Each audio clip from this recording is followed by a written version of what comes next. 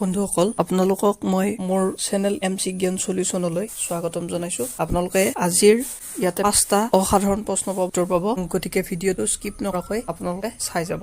আমাৰ আজিৰ প্ৰথম প্ৰশ্নটো হৈছে, ভাৰতৰ বাহিৰৰ কোনখন দেশৰ জাতীয় সংগীত ৰবীন্দ্ৰনাথ ঠাকুৰে লিখিছিল? আপোনালোকে অপশ্যন কেইটা স্ক্ৰীনত দেখা পাইছে, এইকেইটাৰ ভিতৰত উত্তৰটো আপোনালোকে বাছি উলিয়াওক। আৰু আজিৰ উত্তৰটো হৈছে বাংলাদেশ।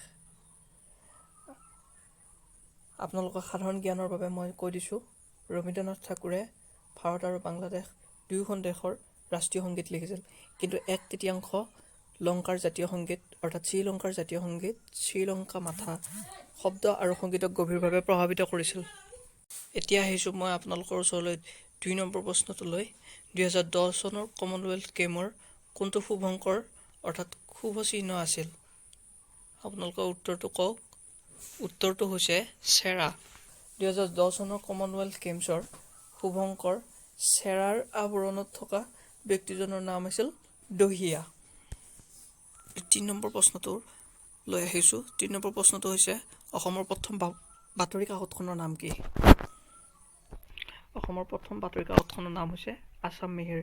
আপোনালোকৰ সাধাৰণ জ্ঞানৰ বাবে মই কৈ দিছোঁ, আছাম মিহিৰ এইখন আছিল অসমৰ প্ৰথম সাপ্তাহিক বাতৰি কাকত। ইয়াক 1872 চনত গুৱাহাটীৰ চিদানন্দ প্ৰেছত প্ৰকাশ কৰা হৈছিল আৰু প্ৰথমে বাংলা ভাষাত লিখা হৈছিল, কিন্তু পৰৱৰ্তী সময়ত বাংলা আৰু ইংৰাজীত লিখা হৈছিল। এতিয়া আহিছোঁ আপোনালোকৰ ওচৰলৈ আজিৰ চতুৰ্থ প্ৰশ্নটোলৈ। চতুৰ্থ প্ৰশ্নটো হৈছে, ভাৰতৰ প্ৰথম বেংকটোৰ নাম কি? ভাৰতৰ প্ৰথম বেংকটোৰ নাম হৈছে দি বেংক অফ কলকাতা, এতিয়াৰ ষ্টেট বেংক অফ ইণ্ডিয়া। ভাৰতৰ আটাইতকৈ পুৰণি বাণিজ্যিক বেংক SBIৰ উৎপত্তি হৈছিল 1806 চনত কলিকতা বেংক হিচাপে।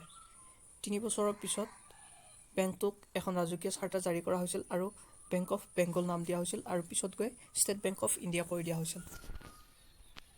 এতিয়া আমি আজিৰ শেষৰ প্ৰশ্নটোলৈ আহিছোঁ, অৰ্থাৎ 5ম নম্বৰ প্ৰশ্নটো হৈছে, ভাৰতৰ আটাইতকৈ পুৰণি অট্টালিকাটোৰ নাম কি? ভাৰতৰ আটাইতকৈ পুৰণি অট্টালিকাটোৰ নাম হৈছে সাঁচী স্তূপ। ভূপালৰ ব্যস্ত চহৰৰ পৰা মাত্ৰ 1 ঘণ্টাৰ দূৰত্বত ভাৰতৰ আটাইতকৈ পুৰণি শিলৰ গাঁথনি আছে। পৃথিৱীৰ আটাইতকৈ গুৰুত্বপূৰ্ণ বৌদ্ধ স্থান হিচাপে বিবেচিত শিলৰ স্তম্ভৰ ওপৰত বিখ্যাত জাটাকা কাহিনীৰ উৎকৃষ্ট কাৰুকাৰ্যৰ সৈতে সাঁচী স্তূপক ইউনেস্কোৰ বিশ্ব ঐতিহ্য ক্ষেত্ৰ হিচাপে ঘোষণা কৰা হৈছে আৰু ইয়েই হৈছে ভাৰতৰ আটাইতকৈ পুৰণি অট্টালিকা।